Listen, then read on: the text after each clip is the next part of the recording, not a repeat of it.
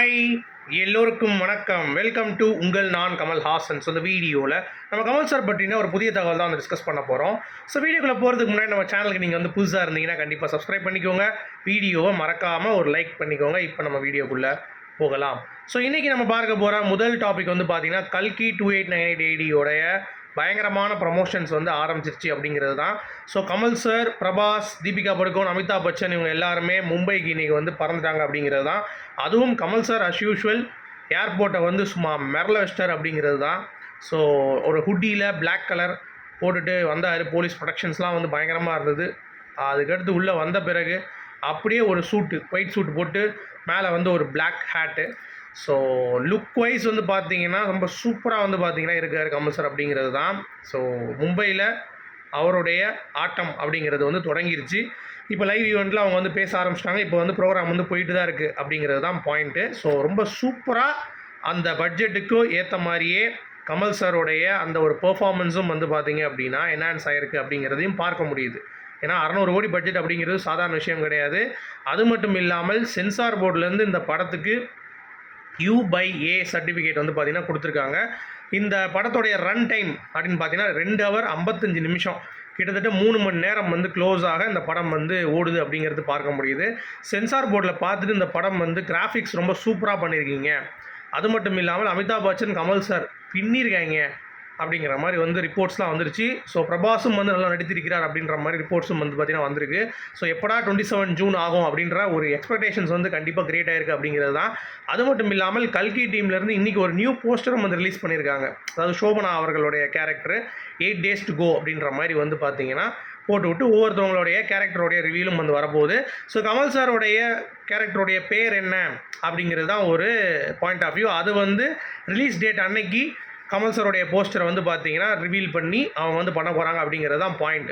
So இப்போ எப்படி 8 days to go, 7 days to go யாரை போட போகிறாங்க, 6 days to go யாரை போட போகிறாங்க அப்படின்ற அந்த ஒரு வரிசையில் கமல் சாரோடையது கடைசி நேரம், அதாவது 1 day to go இல்லை லாஸ்ட் டே அன்னைக்கு கண்டிப்பாக வந்து பார்த்தீங்கன்னா ரிலீஸ் ஆகும் அப்படிங்கிறது நம்மளால் வந்து பார்க்க முடியுது. So that is very very very very பக்கா பிளானிங் பை கல்கி டீம் அப்படிங்கிறத நம்மளால் வந்து பார்த்திங்கன்னா உணர முடியுது. அது மட்டும் இல்லாமல் கல்கி படத்துக்கு வந்து பார்த்திங்கன்னா எக்ஸ்பெக்டேஷன்ஸ் அப்படிங்கிறது கீப் ஆன் வந்துக்கிட்டே இருக்குங்க. அதாவது 4 படங்கள் தான் இது வரைக்குமே யூஎஸ்ஏல பயங்கரமான ப்ரீமியர் போயிருக்கு. ஒன்று RRR, இன்னொன்று பாகுபலி, இன்னொன்று பிரபாஸோடைய சலார் அப்படின்னு சொல்லிட்டு ஒரு படம். அடுத்து அது வரிசையில் வந்து பார்த்திங்கன்னா கல்கி வந்து உள்ளே வந்திருக்கு அப்படிங்கிறது தான். கிட்டத்தட்ட 2 மில்லியன் டிக்கெட் வந்து புக் ஆகிருக்கு அப்படிங்கிற மாதிரி சொல்கிறாங்க. இது வந்து ரொம்ப பெரிய அமௌண்ட்டு. ஸோ படம் கண்டிப்பாக இதை வைத்து பார்க்கும்போது ஸ்டாட்டிஸ்டிக்கலி 700 கோடி ரூபாய் அசால்ட்டாக அடிக்கும் அப்படிங்கிறது க்ளீனாக புரிஞ்சு போச்சு. ஏன்னா அமிதாப் பச்சனுடைய இது வந்து ஹிந்தியில் ஒரு மார்க்கெட்டு, கமல்ஹாசன் அவர்கள் தமிழில் ஒரு மார்க்கெட், பிரபாஸ் தெலுங்கு, திருப்பி தீபிகா போட்டுக்கொண்டிருக்காங்க. ஸோ வேறு மாதிரியான ஒரு பிளானிங் வந்து பார்த்திங்கன்னா பண்ணியிருக்காங்க அப்படிங்கிறது நம்மளால் வந்து பார்க்க முடியுது. So that is very very good. அடுத்து கமல்ஹாசன் அவர்கள் பிரபாஸை பற்றி வந்து பேசியிருக்காரு. என்ன அப்படின்னா, நான் வந்து பிரபாஸ் கிட்ட பற்றி பேசும்போது அவர் வந்து இந்த படத்துடைய ஹீரோவாக என்கிட்ட பேசும் பொழுது நான் இது வரைக்குமே, அதாவது இப்போ வரைக்குமே நம்பவே முடியல சார், நீங்கள் இந்த படத்தில் வந்து இருக்கீங்க அப்படிங்கிறது என்னால் நம்பவே முடியல அப்படின்ற மாதிரி அவர் வந்து பேசியிருக்காராம்.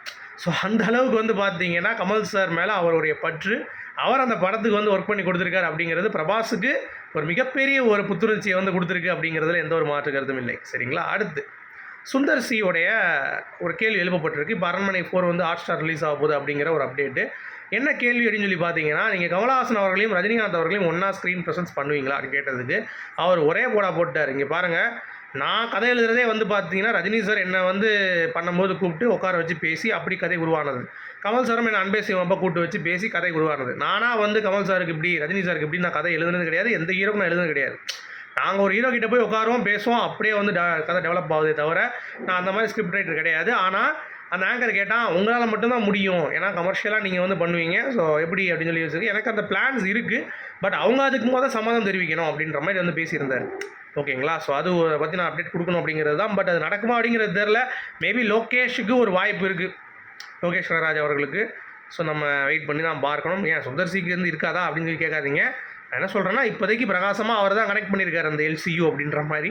ஸோ அதை வச்சு எப்படியாச்சும் வந்து பார்த்தீங்கன்னா ஒரு கால் ஷீட் வாங்கிட்டாங்க அப்படின்னா வேறு மாதிரி இருக்கும் அப்படிங்கிறது தான். ஸோ வெயிட் பண்ணி பார்க்கலாம். அடுத்து கமல்ஹாசன் அவர்கள் இன்றைக்கு ராகுல் காந்தி அவர்களுக்கு ஒரு விஷ்.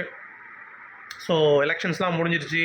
தேர்தல் பிரச்சாரம் திமுகவுக்கு வந்து முடிஞ்சிருச்சு அப்படிங்கிறது ஒரு பக்கம் இருந்தாலும், மக்கள் நீதி மையம் இன்னமும் வந்து திமுகக்கே அந்த நிலையில் இருக்கிற மாதிரி ஒரு ஃபீல் வந்து எனக்கு வந்து கொடுக்குது. யார் யாருக்கெல்லாம் அதை கொடுக்குதுன்னு சொல்லுங்கள். ஏன்னா இப்போ திமுகவுடைய விழாவுக்கும் வந்து பார்த்திங்கன்னா மக்கள் நீதி மையம் சார்பில் துணைத் தலைவரும் இன்னொரு தலைவரும் வந்து பார்த்திங்கன்னா கலந்துக்கிட்டாங்க. கமல்ஹாசன் அவர்களை தவிர 2 துணைத் தலைவர்களும் வந்து கலந்துக்கிட்டாங்க. எதுக்கு டிஎம்கே முடிஞ்சு போச்சு, கூட்டணி முடிச்சிங்க முடிஞ்சிச்சு, அடுத்து சட்டமன்றத்துக்கு வேறு ஏதாவது பிளான் பண்ணுவாங்கன்னு பார்த்தா இவங்க வந்து பார்த்திங்கன்னா திமுகவோடய ஒட்டி போயிட்டாங்க. ஸோ மக்கள் நீதி மையம் அப்படின்ற கட்சி அப்படிங்கிறது கண்டிப்பாக வந்து இன்னும் ஏதாவது பண்ணால்தான் முடியும். இது அப்படியே டிஎம்கே அப்படின்ற மாதிரியான ஒரு பேர் தான் வந்து வரப்போகுது அப்படிங்கிறது க்ளீனாகவே தெரியுது. ஏன்னா இவங்களுடைய நடவடிக்கையை பார்த்தா அப்படி தான் இருக்குது. கமல் சார் இதுக்கு என்ன பண்ண போகிறார் அப்படிங்கிறது தெரில. ஸோ வெயிட் பண்ணி தான் பார்க்கணும் அவருடைய அரசியல் எப்படி இருக்க போகுது அப்படின்னு சொல்லிட்டு. ஓகேங்களா, இது ஒன்று. அடுத்து வந்து செய்யாறு பாலு அவர்கள் இந்த கல்கி கமல் சாரோடைய வேஷத்தை பார்த்து இதெல்லாம் கன்றாவி கேரக்டரு, என்னப்பா இது பண்ணியிருக்கீங்க அப்படின்ற மாதிரிலாம் வந்து ஓவராக வந்து பேசியிருக்காப்புல. ஸோ எனக்கு தெரிஞ்சு கமல் சார் கெட்டப் போட்டால் தான் அந்த மாதிரி இருப்பார் பார்க்குறதுக்கு. கல்கி படத்தில் இருக்கிறது நீ கெட்டப்பே போடாமே அப்படி தான் இருக்க பார்க்குறதுக்கு. நீங்களாம் விமர்சனம் பண்ணுறதுக்கு என்ன தகுதி இருக்குது உங்களுக்கு அப்படிங்கிற. சும்மா உட்காந்துக்கிட்டு இப்போ 4 ரூமில் உள்ள உட்காந்துட்டு ஒரு டிவி ஒரு கேமரா வச்சு ரெக்கார்ட் பண்ணி நீங்கள் வந்து பேசுனீங்கன்னா என்னாலும் பேசுவீங்களா? ஒரு எவ்வளோ பெரிய கலைஞன், அவர் எப்படிப்பட்ட ஒரு கேரக்டர் பண்ணியிருக்காரு அப்படிங்கிறப்ப அதை பாராட்ட மனமில்லாலும் மூடிட்டு இருக்கணும் அப்படிங்கிறது தான் பாயிண்ட்டு. நிறையா ரசிகர்கள் ரொம்ப கொந்தளிச்சிட்டாங்க அதை பார்த்துட்டு. அது தம்ப்நெயில்ல தான் போட்டு உள்ள பாசிட்டிவாக தான் பேசியிருப்பார் அப்படிங்கிறது ஒரு பக்கம் இருந்தாலும் அது தேவையில்லாத ஒரு விஷயமா இருக்குது அப்படிங்கிறது தான் பார்க்க முடியுது. அடுத்து வந்து விஜய் சேதுபதி மகாராஜா படத்தை நீங்கள் பார்த்துருப்பீங்கன்னு நினைக்கிறேன். எல்லாம் பார்த்துருந்தீங்கன்னா சொல்லுங்கள். அதில் நல்ல சிவம் அப்படின்ற கேரக்டர் தான் சிங்கமொழிக்கு. ஆனால் சிங்கமொழியோட கேரக்டர் வந்து பார்த்திங்கன்னா ரொம்ப கொடூரமான கேரக்டர். ஆனால் இதே இது நல்ல சிவம் கேரக்டர் வந்து அன்பே சிவத்தில் கமல் சாருக்கு அந்த கேரக்டர் எப்படி எழுதியிருக்காரு பாருங்கள். அதாவது அவர் கமல் சார் ரெஃபரன்ஸாக எடுத்து ஒரு கேரக்டரை பாசிட்டிவ் கேரக்டர் எவ்வளோ நெகட்டிவ் ஷேடில் காமிச்சிருக்காரு நித்திலன் சுவாமிநாதன் அப்படிங்கிறது நம்மளால் வந்து பார்க்க முடியுது. ஸோ கமல் சார் ஒரு பக்கம் இருந்தாலும் இவரும் வந்து ஒரு கமல் கன்னி அப்படிங்கிறத வந்து பார்த்திங்கன்னா ப்ரூவ் பண்ணிட்டார் அப்படிங்கிறது நம்மளால் வந்து பார்க்க முடியுது. அடுத்து குரு சோமசுந்தரம் அவர் வந்து இந்தியன் 2ல் ஒரு கேரக்டர் வந்து பண்ணியிருக்காரு அப்படின்ற மாதிரி அப்டேட்டு. அது வந்து மிரண்டு போயிட்டாராம். தூங்காவனத்தில் பார்த்த மாதிரியே இப்போ இந்தியன் 2ல் நான் அவர் வந்து பார்க்குறேன் ஆடியோ லான்ச்சில். அவர் வந்து அழகு கூடிக்கிட்டே போகுது. கம்பீரம் வந்து பார்த்திங்கன்னா பயங்கரமாக இருக்குது. நான் இந்தியன் 2ல் ஒரு ஸ்பெஷல் ஒர்க் பண்ணியிருக்கேன், அது படம் ரிலீஸ் ஆகும்போது உங்களுக்கே தெரியும் அப்படின்ற மாதிரி அவர் சொல்லிட்டார். அடுத்து வினோத் சாகர் அவர்கள் ரசிகன் பக்தன் அதை தாண்டி அவர் வந்து எனக்கு ஒரு போதைங்க. அவர்கிட்ட நான் வந்து பார்த்ததெல்லாம் கிடையாது பட் அவருக்கு நான் அடிமை அப்படின்ற மாதிரி ஓப்பனாக உடச்சி பேசியிருக்காரு. இந்த ராட்சசன் டீச்சர் அவர் வரல அந்த கேரக்டர் பண்ணியிருப்பார். அவர் வந்து பார்த்திங்கன்னா அவரும் கமல் சாரோடைய மிகப்பெரிய ஒரு ஃபேன் அப்படிங்கிறது தான். அடுத்து இன்னொரு ஒரு பெரிய பேச்சுங்க. இந்தியன் 2, லைக்கா, வேட்டையன், லால் சலாம் இப்படின்ற டாபிக் வந்து இன்றைக்கி சோஷியல் மீடியாவை போட்டு குலுக்கி எடுத்துருச்சுங்க.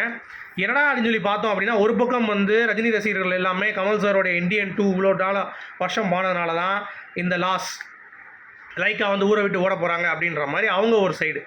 இன்னொரு சைடு வந்து பார்த்திங்க அப்படின்னா கமல் ரசிகர்கள் வந்து ரஜினியுடைய லால் சலாமும் வேட்டையனும் வந்து சரியாக இது ஆகலை, அதனால தான் வந்து பிச்சுக்கிட்டு போயிடுச்சு லைக்கா அப்படின்ற மாதிரி வந்து பார்த்திங்கன்னா அவங்க ஒரு இது வந்து பண்ணுறாங்க. ஸோ நமக்கு தெரிஞ்ச அப்டேட் படி எனக்கு தெரிஞ்சு இந்தியன் 2 வந்து பார்த்திங்கன்னா ரெட் ஜெயிண்ட் எப்போயோ கை மாற்றிட்டாங்க. படத்தோடைய பட்ஜெட் வந்து 200 கோடி 250 கோடி அவ்வளோதான் மேக்ஸிமமே இந்தியன் 2. அதை ஈஸியாக வந்து பார்த்திங்கன்னா வட்டி காசு எல்லாம் சேர்த்து கிட்டத்தட்ட வந்து அது ப்ரொடக்ஷன் செலவு அப்படி இழுத்துட்டு போனதுனால அது ரெட் ஜெயிண்ட் வந்து டேக் ஓவர் பண்ணிட்டான். அதுலேருந்து லைக்கா வந்து பிரச்சனையே கிடையாது.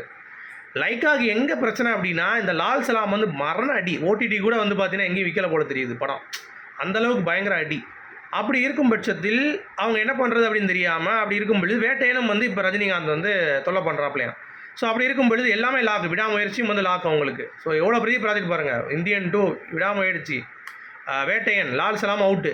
ஸோ அப்படி இருக்கும் பொழுது இப்போ இந்தியன் 2 நம்பி தான் இருக்காங்களாம். இப்போ இந்தியன் 2 வந்து சரியாக ஒரு வருமானம் கொடுக்கல அப்படின்னா லைக்கா வந்து ஊரை விட்டு வெளியே போயிடுவேன் அப்படின்ற மாதிரி வந்து ஸ்டேட்மெண்ட்டே கொடுத்துட்டாங்களாம். ஸோ அந்தளவுக்கு வந்து இறங்கி போயிருக்கு. இதுக்கு யார் காரணம் அப்படின்னு நீங்கள் நினைக்கிறீங்க அப்படிங்கிறத கமெண்ட் செக்ஷன் சொல்லுங்கள். அடுத்து வேட்டையாடு விளையாடு ப்ரொடியூசர் இருக்கார்ல, அவர் வந்து கமல் சார் இன்னும் 15 நாள் நான் வீட்டுக்கு போய் பார்ப்பேன், அவர் கால் ஷீட் கொடுக்குற வரைக்கும் நான் வீட்டிலே தான் உட்காந்துருப்பேன், வீட்டை விட்டு வெளியே வர மாட்டேன், அவர் கால் ஷீட்டை வாங்கிட்டு தான் நான் வருவேன் அப்படின்ற மாதிரி பாசிட்டிவாக சொல்லியிருக்காரு. ஸோ வேட்டையாடு விளையாடு 2 இஸ் ஆன் த கார்ட்ஸ். ஏன்னா கௌதம் ரெடி பண்ணிட்டாரு. இன்னும் அந்த கதையை கேட்கணும் அப்படின்னா KS238க்கு வாய்ப்பு இருக்கா அப்படிங்கிறது தெரியல ஒரு பக்கம். இன்னொரு பக்கம் ராஜமௌலி அவர்கள் அப்ரோச் பண்ணிகிட்டு இருக்கதா ஒரு தகவல் KS238க்கு. ஸோ கௌதம் என்னன்னா ராஜமௌலியா KS238 யார் அப்படிங்கிறது ஒரு சஸ்பென்ஸ். நீங்கள் யார் நினைக்கிறீங்க அப்படிங்கிறத கமெண்ட் செக்ஷன் சொல்லுங்கள். மீண்டும் சந்திப்போம். Good bye.